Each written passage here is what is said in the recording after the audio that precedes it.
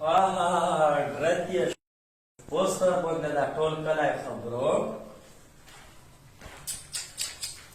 راشي دا خو ډېره بده شوه اوس مې راتې وبوسي یاره کلی مله پرېښول په کور دي ښه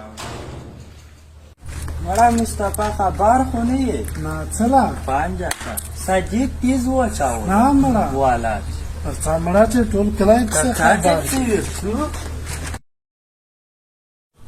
یاره شل پنځه ویشت کاله مو په خیال چې وشوه چې کلي لا نه یم تللی